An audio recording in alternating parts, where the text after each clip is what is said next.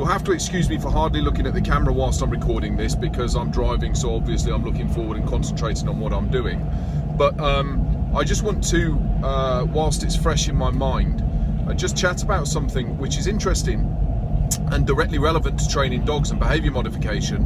And it's something that came about via the most sort of like bizarre incident, really, that happened a couple of days ago. But what I wanted to talk about, and I'm writing about it separately as well on a WordPress blog, but what I wanted to talk about was conditioned responses. And conditioned responses, for anybody who isn't aware, are basically how we as animals and other animals learn. You know, how we learn how we learn to navigate our way through life, really, and to get the best path for us, you know, to best secure or the best possible outcome for us at any given moment in time.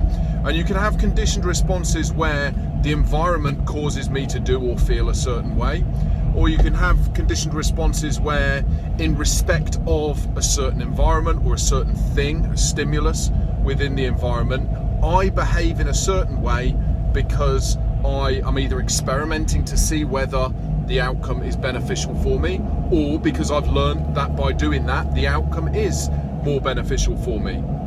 So you have what's called classical conditioning and operant conditioning, which I've talked about before, and I don't really want to go into. But a conditioned response is basically, say I were to say, I want to condition the word sit.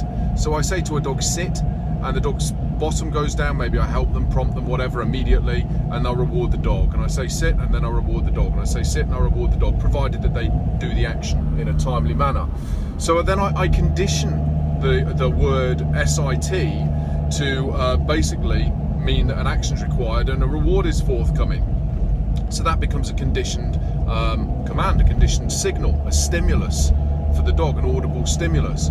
Equally, if I take my dog to a particular park and they always get exercised in that park, then when I'm on my way to that park or arrive at that park, you will notice that the park, or the knowledge of the fact that we are going to the park, triggers a certain set of responses in the dog, over which it doesn't really have a great deal of voluntary control.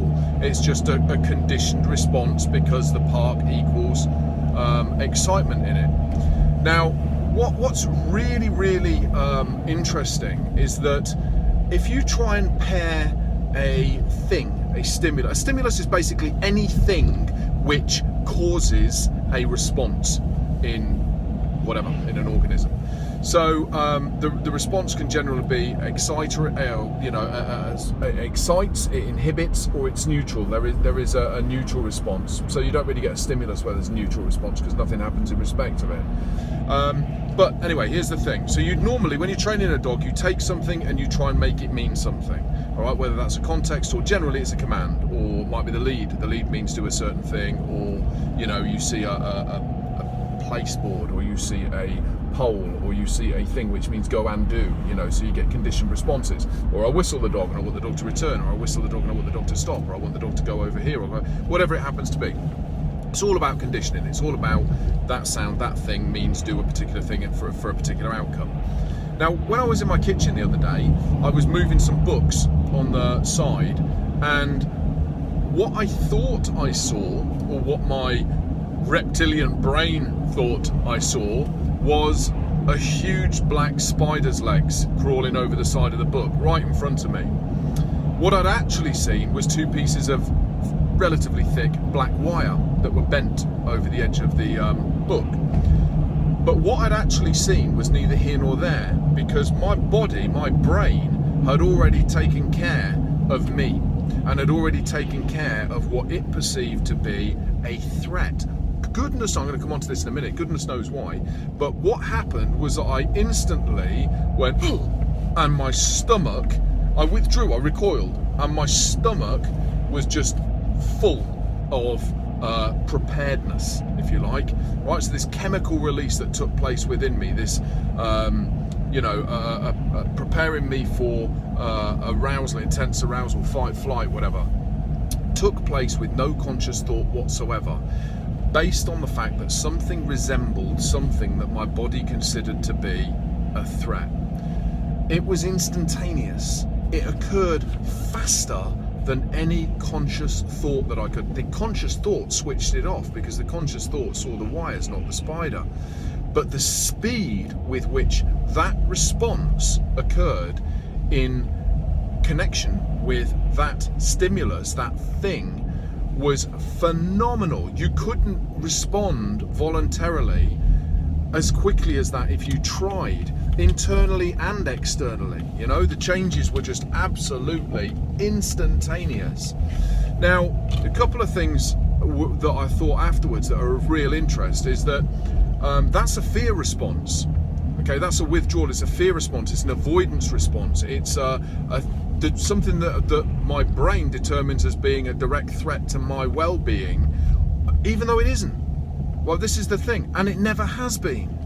You know, at no time in my life, through any period that I can recall, have I endured or encountered anything involving a spider that has been painful, harmful, threatening, you know, highly intensely aversive. It hasn't happened. It hasn't happened, unless something has happened at a very susceptible age where I was unaware of it. So my memory isn't capable of going back far enough, probably unless under hypnosis, without, you know, to be able to recall what it was. But if you showed me a spider in the daytime, I've got no real issue with it. They're not my favourite things, you know, but I wouldn't recoil and like, you know, get this immediate sort of like surge of endorphins and everything going through me, or this preparing of my body. It wouldn't happen.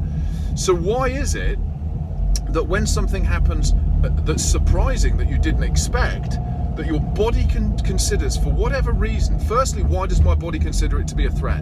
Why does my body consider spider's legs to be something that's going to do me harm when it never has done? And that cannot be a human animal innate response, because not everybody has it.